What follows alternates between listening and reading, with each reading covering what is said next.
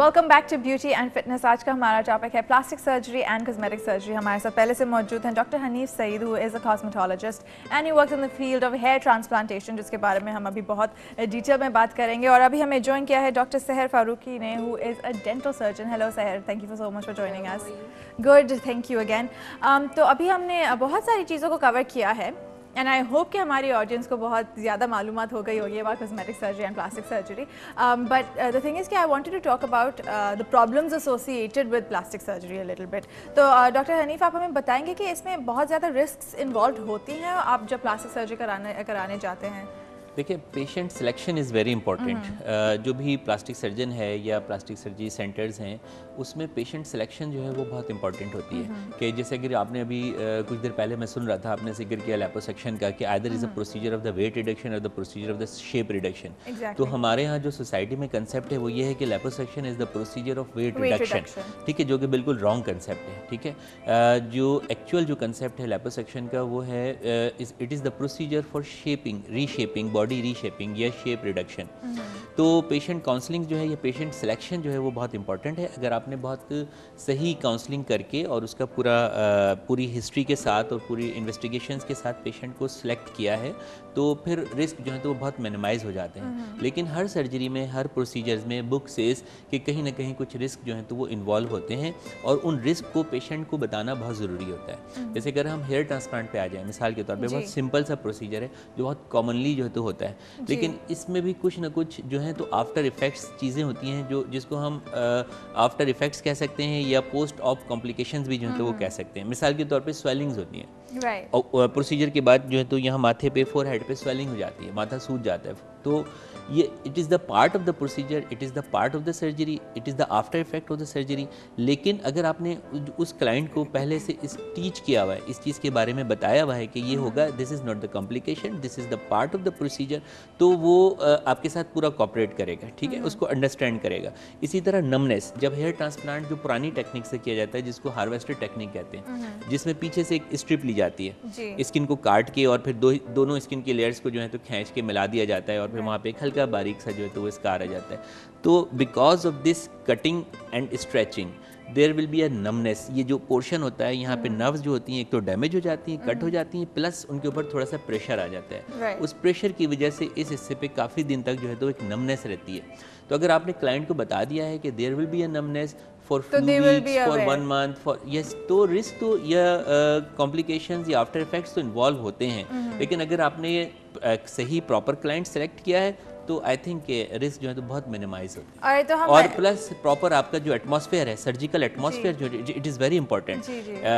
जो स्टरलाइजेशन है आपकी, जो ऑपरेशन थिएटर की स्टरलाइजेशन है या जो इंस्ट्रूमेंट हम थिएटर में इस्तेमाल कर रहे हैं उसमें जो डिस्पोजेबल्स होते हैं या रिसाइकिल होते हैं, it is also very important. अगर मैं समझता हूँ कि कॉस्मेटिक सर्जरी में या प्लास्टिक सर्जरी में रिसाइकलिंग तो होनी ही नहीं चाहिए और इसमें मिनिमाइज से मिनिमाइज करना चाहिए हमें रिस्क को। अच्छा, हेयर ट्रांसप्लांटेशन के बारे में हम अभी थोड़ा सा डिटेल में बात करेंगे, बट आई थिंक कि Sahar, I think hair transplantation and dentistry are two things जो बहुत ही कॉमन होती हैं, क्योंकि वो आउटवर्डली आपको नज़र आती हैं बहुत ज़्यादा, बिकॉज और ये कॉमन प्रॉब्लम्स भी रहते हैं। आई थिंक डेंटल प्रॉब्लम्स तो बचपन से ही शुरू हो जाते हैं अनफॉर्चुनेटली। तो कैन यू टेल अस कि सबसे ज़्यादा कॉमन जो डेंटल प्रॉब्लम्स हैं वो एग्जैक्टली क्या होते हैं? Actually, Aisha, everybody is becoming very much cosmetically conscious right now. So, and the face is the most prominent feature, जो आप हर एक को आप शो करते हो. So, definitely dental problem is one thing which starts from a very early age. छोटे बच्चों से भी start हो जाते हैं, but that is not related to your cosmetics basically. But जैसे आप यंगस्टर्स पे भी आते हो तो उनके अगर टीथ मेल अलाइंड हैं या आगे पीछे हैं तो girls and boys they very much conscious about it कि they are not looking good. और आप एक चीज़ ये है कि दांतों का इन्फ्लुएंस ओवरऑल फेशियल मस्कुलेचर पे होता है, फेशियल प्रोफाइल पे होता है। How do you look, if your teeth are recline backwards तो आपका लिप अंदर इट फील्स लाइक इट्स बिल्कुल। ये भी मुझे थोड़ा सा टीचर में बात करना था कि अक्सर लोग जो है वो लिप ऑगमेंटेशन कराते हैं नॉट नोइंग कि उनका एक्चुअल प्रॉब्लम क्या है। Exactly, most of the people have this wrong conception about it. But ये है कि अगर आपका लिप हल्का सा ब्रेस्ट है या if it is protruded outward even then, तो उसमें आपके जो अंडरलाइन टीथ है उसकी क्या पोजीशनिंग है, इज़ इट नॉर्मली अलाइंड और नॉट, तो वो हमें देखना पड़ता है।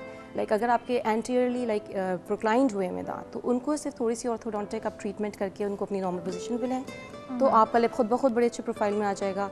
Even your jaw line would be improved in everything. Similarly अगर आपका लोअर जॉ है, अगर वो आगे शिफ्ट हुआ हुआ है, देयर बेसिकली 3 क्लासेस होती हैं पेशेंट्स में ना। एक होता है नॉर्मल क्लास की, जिनकी नॉर्मल एक्लूजन हो रही है। नॉर्मल एक्लूजन ये है if you're biting properly or chewing properly।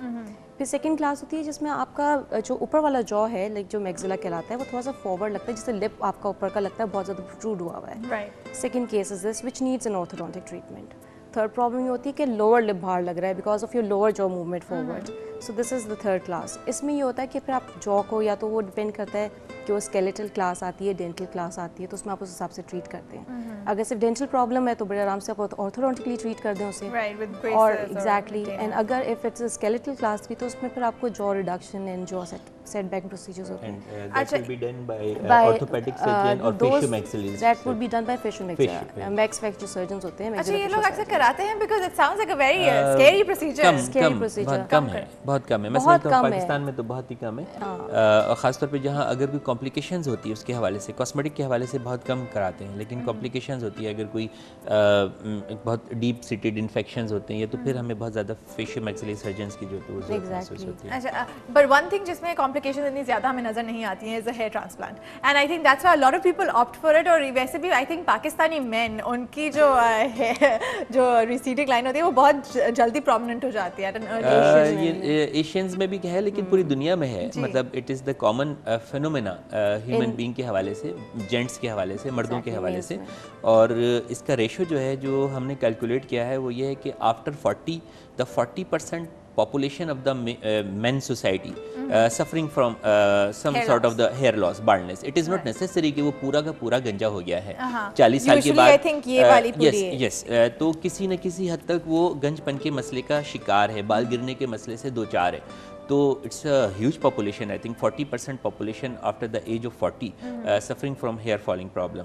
तो it's a very common problem, और वेरी कॉमनली परफॉर्म्ड प्रोसीजर्स जो मैन के हवाले से कॉस्मेटोलॉजी में या प्लास्टिक सर्जरी में या कॉस्मेटिक सर्जरी में जो प्रोसीजर परफॉर्म किया जा रहा है, वो हेयर ट्रांसप्लांट सर्जरी है। ठीक है, और अभी जो इसमें जो जदीद जो तहकीक हुई है, या जिसको हम ब्रेक थ्रू कहेंगे, वो ये हुआ है कि hair transplant procedure without any surgical, without any surgery. Right. So ये pills के through? Yes, exactly. The procedure, the technique, the technology is called the follicular unit extraction, FUE technology, and it is one of the most famous, populated and easy acceptable technology, जो जिसको अगर जब client को explain करते हैं, उसको बताते हैं, तो उनको ज़्यादा आसानी से हजम हो जाता है, ज़्यादा एक्सेप्ट कर लेते हैं। Yes. Is this more costly? Yes, little bit, almost, because कि इसमें टाइम ड्यूरेशन जो है वो पहले प्रोसीजर की निस्बत ज़्यादा लगता है। पहले तो मैं थोड़ा सा वो जो प्रीवियस प्रोसीजर है, अगरचे वो पुराना प्रोसीजर मैं उसको नहीं कहूँगा, still it is very common all around the world and in Pakistan as well. लेकिन उसमें क्या होता है कि एक सर्जिकल प्रोसीजर इन्वॉल्व होता है। एक कटिंग दी जाती है, एक स्किन की लेयर को जो है तो वो बॉडी से रिमूव किया जाता है, और फिर उसके अंदर स्ट्रेचेस जो हैं तो वो लगाए जाते हैं। ठीक है, फिर उस लेयर को 1 by 1 जो पीसीज हैं, बारीक स्लाइसिस में जो है तो वो काटा जाता है। फिर उन स्लाइस में से फॉलिकल्स को अलग किया जाता है, और फिर उन फॉलिकल्स को यहाँ पंच करके ट्रांसप्लांट कर दिया जाता है, या प्रो दिया जाता है, या वहाँ पे फिक्स कर दिया जाता है। All the process take almost 4 to 6 hours, and by doing the 4 to 6 hour procedure, 5-6 लोग होते हैं, डॉक्टर होता है, असिस्टेंट डॉक्टर होता है, उसके साथ टेक्नीशियंस होते हैं। 5-6 लोग मिलके इस प्रोसीजर को तकरीबन 6 घंटे में मुकम्मल करते हैं, और इस 6 घंटे में हम इतने एक हाथ की जितनी जगह जो है वो गंजपन की कवर कर सकते हैं। ठीक है, बट जब हम इसको फॉलिकुलर यूनिट एक्सट्रैक्शन के ज़रिए करते हैं FU टेक्नोलॉजी में, तो उसमें हम कोई कट नहीं लगाते, सिर्फ उस लोकल एरिया को जहाँ से हमने बाल लेने होते हैं। मर्दों के सर में 2 तरह के बाल होते हैं। एक वो बाल होते हैं जो गिरने के मरहले से 2-4 होते हैं, या गिर रहे होते हैं, या गिर जाने का खतरा होता है। एक वो बाल होते हैं जहाँ पर गिरने का बिल्कुल ख़तरा नहीं होता, वो परमानेंट हेयर होते हैं, उनकी रूट्स जो हैं वो बिल्कुल डिफरेंट होती हैं, वो हमारे हार्मोन्स का इफेक्ट जो है वो कबूल नहीं कर रही होती। वो पोर्शन ये होता है, ये कान के ऊपर, और ये ऑक्सीपिटल एरिया। ठीक है, तो फिर हम इस हिस्से से बालों का इंतखाब करते हैं, सेलेक्ट करते हैं, और एक ख़ास इंस्ट्रूमेंट की मदद से एक एक बाल की रूट्स को जो है वो निकालते हैं। ठीक है, तो एक एक बाल की रूट्स को निकालने में डेफिनेटली बहुत ज़्यादा टाइम लगता है। इसका जो रेशो है जो हमारे यहाँ है, मैं समझता हूँ कि हमारी जो स्पीड है या जो इंटरनेशनली जो मैंने स्पीड्स लोगों की जो मुशाहिदा की है वो ये है कि तकरीबन 500 फॉलिकल्स इन आवर, एक घंटे में हम 500 फॉलिकल्स को जो है तो एक्सट्रैक्ट कर लेते हैं। So it's a very lengthy procedure. That is the reason the cost is little bit high, but it is very easily acceptable procedure for the client and the family as well. जो उसकी family है या उससे related है, अगर जब उनको बता दें कि कोई सर्जरी नहीं होगी, डर खौफ जो है तो वो बिल्कुल चला जाता है। And another thing I think is very common, ये जो फेसलिफ्ट और बोटॉक्स आ जाता है, राइट? तो आपने एक लफ्ज़ मेंशन किया था dental facelift. Yes. What is a dental facelift? Dental facelift में ये है कि definitely with age आपके teeth की attrition होती है and the height of the teeth reduces. Because of which ऐसा feel होता है कि you clench more and there are more wrinkles and the facial height जो है वो कम हो जाती है patient की because of the aging procedure.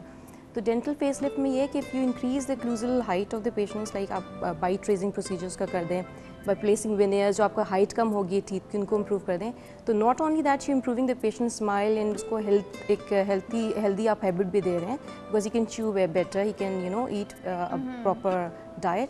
तो उससे not only you are improving the health of the patients, you cosmetically improving his overall facial features, like उसमें स्मॉल फाइन रिंकल्स हैं वो भी रिमूव हो जाते हैं, तो whole of the facial height increases in spite of going for artificial, जैसे dermal fillers पे जा रहे हैं, आर्टिफिशियल बोटॉक्स पे जा रहे हैं. This is a very natural procedure जिसमें आप कर रहे हैं, इसमें कोई सर्जिकल प्रोसीजर इन्वॉल्व नहीं है. आई थिंक ये बहुत ही इट्स वेरी इन्फॉर्मेटिव, क्योंकि अक्सर लोग आई थिंक यही सोचते हैं कि हाँ बस बोटॉक्स कराना या फेसलिफ्ट कराना है और कोई अल्टरनेटिव देखते नहीं है. एक और चीज़ ये है कि बोटॉक्स जैसे डर्मल फिलर्स जो भी आप कर रहे हैं, these are like temporary things, like 4 to 6 months का प्रोसीजर होता है. अगर आप फेशियल लाइक हाइट इम्प्रूव कर रहे हैं या फेशियल डेंटल फेस लिफ्ट कर रहे हैं, तो उसमें यह है कि आपका this is a permanent procedure, the whole of the facial height would increase for good.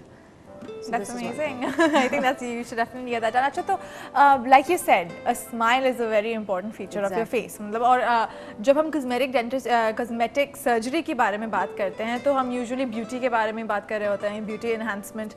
So because a smile is so important, what are the things that you usually go to a dentist for कि आपकी smile improve हो?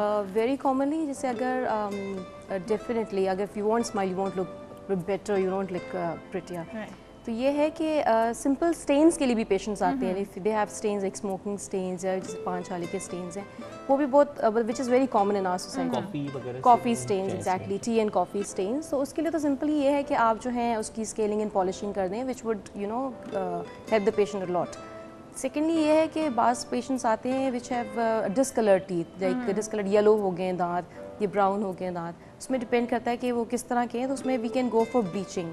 अच्छा, discolouration भी दो तरह की होती है. एक तो ये है कि आपके ऊपर से स्टेन्स पड़ गए दांतों के ऊपर, ठीक है, दे हैव बिकम येलो, तो उसमें bleaching procedure is very effective. It will make your teeth whiter, and आजकल सबको शौक है पर्ली वाइट टीथ का.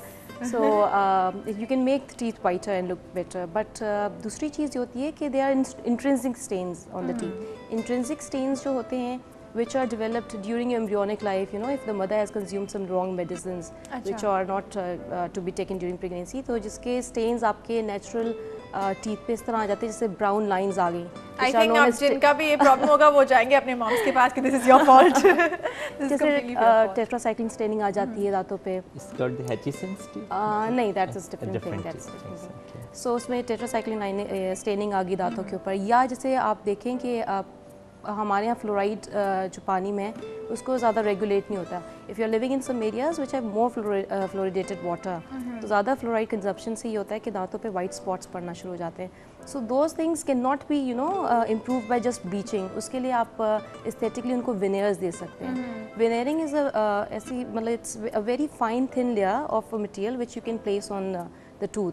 अब वो भी बहुत दो तरह के होते हैं, जैसे चेयर साइड प्रोसीजर्स कर दें विच इज़ वेरी शॉर्ट, आप कॉम्पोजिट से उसकी विनेयरिंग कर दें, या आप जो है उसको पोर्सलेन विनेयर्स दें which are more durable and more natural looking. तो वो है कि वो पेशेंट के 2 अपॉइंटमेंट्स में 3 अपॉइंटमेंट्स में वो काम हो जाता है. Okay, unfortunately it is the time for the end of the show, लेकिन शो एंड करने से पहले मैं इंडिविजुअली आपसे मैसेज देना चाहूँगी. Last message for our audience please, doctor Hanif. Audience के लिए मैसेज यही है कि बिल्कुल खूबसूरत दिखना, खूबसूरत नज़र आना जो है तो वो आपका हक़ है, लेकिन इसमें एक बैलेंस होना चाहिए, ठीक है। और आपकी अपनी एक शख्सियत होती है, आपकी अपनी पर्सनालिटी होती है। आप अपनी शख्सियत को, अपनी पर्सनालिटी को किसी दूसरी पर्सनालिटी के साथ कंपेयर करके आप अपनी शख्सियत को जो है तो वो खुद खो देते हैं। तो लिहाजा आप अपनी एक शख्सियत, अपनी पर्सनालिटी डेवलप करें। जो भी प्रोसीजर्स आप लेना चाहते हैं कॉस्मेटिक के हवाले से, कॉस्मेटिक सर्जरी के हवाले से, कॉस्मेटिक डेंटिस्ट्री के हवाले से, वो बिल्कुल लें, लेकिन अपने आप को फिर किसी दूसरी पर्सनालिटी के साथ कंपेयर ना करें। Exactly, every person has beauty on its own. Yes, तो उसमें आपको करने की ज़रूरत नहीं है। बट मेरा एक मैसेज ज़रूर है लोगों को कि ठीक बात है क्योंकि to look beautiful is the most important thing and सबका हक है, but don't compromise your health for that. You know, if अगर आप कोई भी इस तरह का प्रोसीजर कराने जा रहे हैं जिससे यू नो आउटकम प्रोसीजर्स मतलब आउटकम रिजल्ट्स अच्छे नहीं हैं, so don't go for that, go for natural procedures which will enhance your beauty and for long, you know, for good. ऐसा नहीं for temporary reasons के लिए आप जाएं और इस तरह का कोई काम कराएं हैं which would not last long and which would give you know will eventually lead to more problematic changes in your face. Right. Thank you so much, Dr. Seher, Dr. Hanif, for joining us. This was a very informative episode. उम्मीद है कि आपने बहुत कुछ सीखा होगा. I would like to also say that beauty comes from the inside. आपको अंदर से खुश रहना चाहिए and it will automatically show on your face to a certain extent. And अगर आप कोई भी procedure कराने जा रहे हैं तो it's very important कि आप अपना homework करें. आप right plastic surgeons को choose करें. Just do a lot of research on the procedure itself. Till next week, take very good care of yourselves and Allah Hafiz.